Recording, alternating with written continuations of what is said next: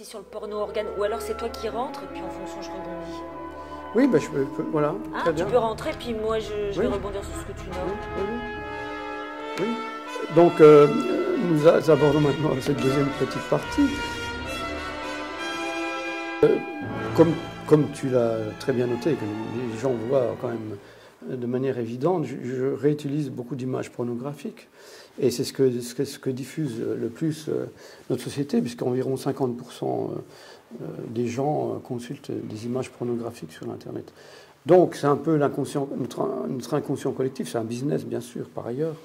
Mais qu'est-ce que ces images dégagent? Et est-ce qu'on peut trouver dans ces images quelque part une odeur de sainteté, comme on pourrait dire? Parce que ce qui m'intéresse, c'est le sacré dans la sexualité. C'est pas la sexualité en tant que monstration, c'est la dimension autre, la dimension non pas intelligente, mais la dimension cosmique. Il y a quelqu'un qui disait dans un livre, Un barbare en Asie, d'Henri Michaud, il disait: les Indiens font l'amour à leurs femmes comme s'ils communiquaient avec Dieu. Et je pense que dans la sexualité, on oublie bien sûr aujourd'hui notre communication cosmique. Et mon travail est vraiment basé là-dessus.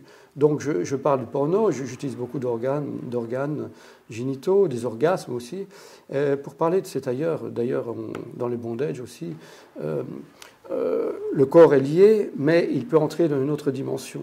C'est la force du cerveau. On a les mêmes impulsions dans la souffrance que dans le plaisir. Ce sont exactement les mêmes impulsions. Et donc nous, on peut switcher. C'est le libre arbitre de switcher la douleur en plaisir. Et c'est ce qui m'intéresse, c'est cette mutation, cette transformation, cette métamorphose de la douleur en plaisir ou du plaisir en douleur inversement, et peut-être l'abandon du corps aussi pour passer au-delà du corps. Voilà. Oui, alors moi j'entends la question du sacré, hein, de la sublimation du plaisir et d'une jouissance très transversale. J'entends la question du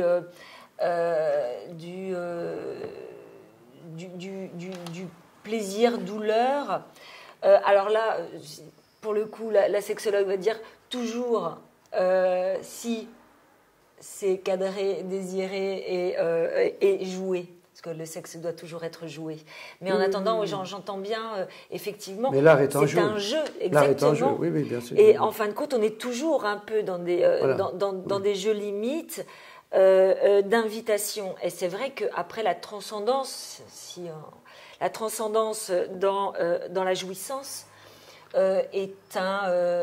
pour moi est un cadeau qu'on peut se faire à travers le désir et le plaisir sexuel. C'est une vraie question fondamentale. Et du coup, dans ton travail,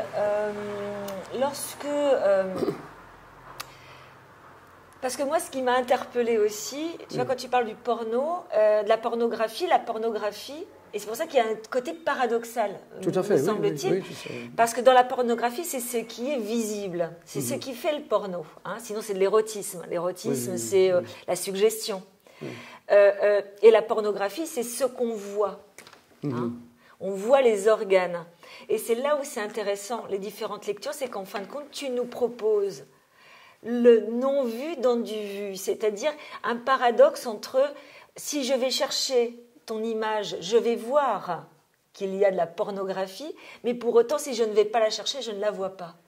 Oui, c'est évident. Oui. Mais c'est mais c'est tout cette lecture à plusieurs étages au fond. Oui. Parce que c'est vrai que le porno en soi, c'est ce qu'on voit. Oui, c'est ce qu'on voit. Mais j'ai oublié de parler précédemment du rituel aussi. Parce que ce qui m'intéresse, nous sommes dans une société complètement déritualisée, à part les Coupes du Monde de foot ou le Tour de France. Il n'y a plus vraiment de rituel, quelque part, qui nous relie à la nature, avec un grand antenne. Bon, on l'a redéfini aujourd'hui différemment. Mais c'est toute cette reconnexion que j'essaie de réintégrer dans mon travail, avec les patterns. Et tu as raison, oui, c'est bien. Voilà.